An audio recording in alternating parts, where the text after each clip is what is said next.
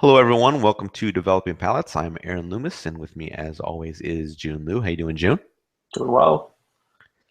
So today we are talking about the Matilde Serena Corona, and this cigar is 5.5 inches by 44 ring gauge. Comes out of the Tabacalera Palma factory in Dominican Republic. Wrapper is Ecuadorian Connecticut shade. Binder is Dominican Republic, and the filler is from the Dominican Republic and Nicaragua. This is blended by Jose Sejas and Enrique Sejas. Price point is $6.75, and this cigar was released in August of 2016. So with all the cigar details out of the way, Jiunn, what was your pre-light experience like? I had a very good pre-light experience.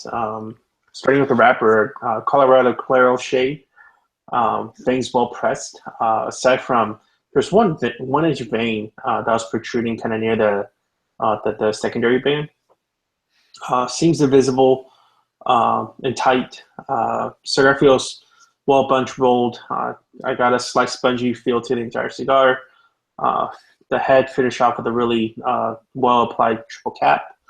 Now onto the nosy experience. Off the wrapper, I got some pungent fresh barnyard, also some spicy cedar. And when I smell the foot, I got barnyard hay and white pepper. Going through the cold draw, I got some dry wood, some saltiness on the tip of my tongue, and some white pepper on the lips. So all in all, especially for a Connecticut shade, I got really good dose of like surprisingly spice. hmm Yeah, wrapper was a very light brown. Has some veins running in the length of the cigar on one side. Seams are very well blended, nearly invisible. Appear to be two well applied caps, two bands. Primary one being the standard Matilde band, and the second kind of denoting the line. Bands are primarily in aqua blue color with some gold bordering and lettering. Aqua blue I thought was a really nice match with the wrapper color. The aroma from the wrapper is a light sweet hay, and the foot aroma is a less sweet hay.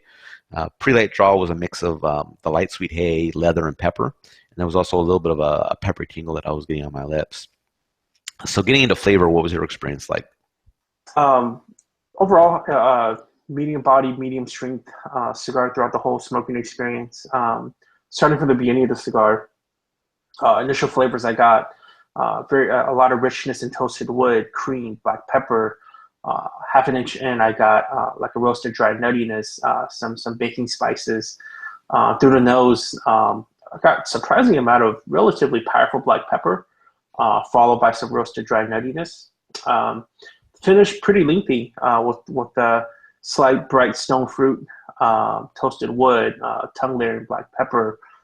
Moving on to the second third, really not much to report on the second third aside from still in line with the first third, but with an introduction of like the wood bitterness, and that gave it a greater depth of a dry earth to it.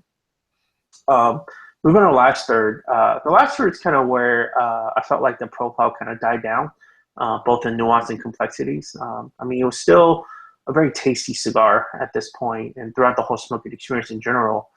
But the last third, I mainly got toasted wood bitterness, some balanced black pepper, a little bit of cream coming through. So, all in all, first two thirds really good. Last two third, not as good, but it's still good. Mhm. So good cigar. Yeah, initial draws for me reminded me of cinnamon toast, but without like any sugary sweetness or anything like that. So it was really nice. After a few draws, that toast transitioned to a warm oak, and the cinnamon remained kind of as a secondary flavor. And then 3/4 of an inch in, some cream joined in with that warm oak, and that cinnamon dropped back a little bit more. Retrohale is primarily oak with a little bit of pepper in the background. And then inch and a quarter in, that retrohale transitioned to a bit of a bready note. And then inch and a half, some hay and a slight bitterness joined in with the oak. And the strength was just right at medium. Getting into the second third, the oak remained up front, and that hay and the bitterness had gone away while that cinnamon came back into the background and on the finish. Half an inch in, cinnamon goes away, oak gains a little bit of a char, and then at 3/4 of an inch in, that oak gained a bit of toastiness while that slight char kind of also remained there. At inch and a quarter, char goes away, leaves that toasty oak note, and the retrohale was just like a really full oak, and the strength had bumped up a little bit to just be slightly above medium. Final third, toasty oak continues, a little bit of cream joining in. Half an inch in, that cream goes away and leaves that toasty oak note. Retrohale was also carrying that toasty oak. And then as the cigar got towards the end, it heated up a little bit, but it brought a nice warmth to that toasty oak. So it just kind of tasted like almost like it wasn't a bready note, but if you have toast that's just right out of the toaster, you kind of just you got a little bit of warmth to it. That was there. I just thought it was really really cool, and that strength was still right there at that slightly above medium level. So getting into performance, burn and draw, what was your experience like? Um, Construction performance was overall really good. Burn was very good. A lot of smoke production. And it was kind of neat because I was smoking this cigar like mid-afternoon, and I could totally see all that blue smoke kind of hitting through the window and the Mm-hmm. sunlight and all that. I know I sound really romantic right now, but it was good. It was cool to look at. I got 2 hours and 10 minutes of smoking time out of it, which is great. Burn line, it was actually razor sharp until like the last 20 minutes or so of smoking time. Ash held on pretty tight the entire time, averaging 1.5 inch increments. And moving on to draw. Draw was amazing. It was perfect. Yeah. Yeah, burn was fantastic. It was razor sharp the entire way. Ash held on in 1 inch increments. There's nothing bad that I can really say about the burn. Draw was a little tighter than I prefer, but I don't feel like it caused any issues in the smoking experience. So it's just kind of a slight gripe, I guess, if you call it a gripe. But otherwise, very good. So, what were your overall thoughts on this cigar? Um, I think this is another one of those like quote unquote new wave of Connecticut shade that has more oomph and body and strength. The part that surprised me the most about the cigar in a pleasantly surprised kind of fashion was the amount of spice level that it had. Especially on that retrohale. I mean, it was downright sometimes just the first two retros that I did, I was like, oh man, like I didn't even know if I blind smoked this, like literally with a blindfold on. Uh, I would have been fooled by the fact that this is a Connecticut shade cigar. Mhm. Perhaps it just shows some of that powerful Dominican tobacco that's in here. But that's total guess of mine. Um, and because of that spice factor, it kept me really engaged. Because I felt like it was such a different delivery of spice between the mouth draws and the retrohales. It made me want to keep on smoking it to see if I was getting those, and continuously getting those spice levels. And also there's a lot of creamy nuttiness to it, which is at this point what I kind of expect out of a good Connecticut shade. Although the last third didn't kind of quite live up to the first 2/3, overall I felt it was really tasty. If I wanted more of a spice kick on a cigar, this is exactly what I would turn towards. And this is one of those cigars that I'll probably be pretty happy smoking all day long. Yeah. So, Yeah, I think this is a fantastic cigar. Really nice cinnamon and toasty oat notes throughout the cigar. Great performance. Really only adds to that. Strength's a bit up there for typical mild Connecticut smokers, but I think for people that are okay in that medium strength range, it's a must-try cigar. I've already bought a few of these in multiple vitolas, so that probably shows something.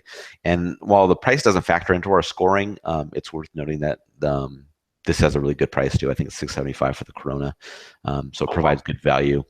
And I think people that enjoy this cigar, and based on that price point, I think they could find it as like an ideal daily smoke. And I don't get a chance to smoke Connecticut's. Well, I don't get to chance to smoke mini cigars in the morning, but I think this would be an ideal like kind of daily smoke, even though it's got that morning smoke, even though it's got a little bit of a higher strength level. I'd love to try this with some coffee or something like that, just to kind of see what that experience would be like. But very good. So getting into scores, you gave it an 8.20. I give it an 8.13. How do you think your score matches up with your experience? um, good. So the way I view it as first, second, last third, very good to good.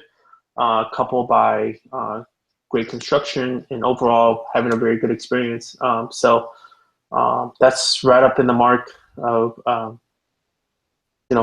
very good cigar. This is probably, well, I think just talking about Connecticut shades that we reviewed so far this year, this is up there. I'm pretty sure this is up there Mm-hmm. for me. So it was good. I'd love to smoke it again, especially knowing that you just said it was like $600 for this Yep. thing. Yep. Yeah, my score matches up perfect. I mean, I think this is the best Connecticut cigar I've smoked this year. Connecticut shade cigar that I smoked this year. And we still have a few others to get in before the end of the year, but this is right up there for me. Even smoking the Toro, it's really the same experience. Fantastic construction, really good flavors, right? Really nice spice, strength level. I don't know that I can really say many more good things about the cigar. It's a really good experience. I can only say you should go try it. Even if you don't like Connecticut shades, like what we were talking about, it's got some strength to it. It's got some spice to it, some pepper to it. So it may be something that fits in somebody, even if they don't typically smoke Connecticut shades. So great cigar. I don't think I can say enough good things about it. But any other final thoughts from you? Um, I kind of feel like Matilda's in general is always really priced well. Yeah. Right? I know they're not expensive, and they're Yep. certainly well worth the money for pretty much the entire profile of their portfolio, rather, for the flavors that they deliver. So, Yep. Yep. It's always a plus. no. Thank you for watching. If you're just catching this video on YouTube, be sure to subscribe to us, but also go to the website to read the full written review, developingpalates.com. And be sure to follow us on all the social media channels, Facebook, Instagram, Twitter, Google+. Thank you for watching, and we will catch you on the next video.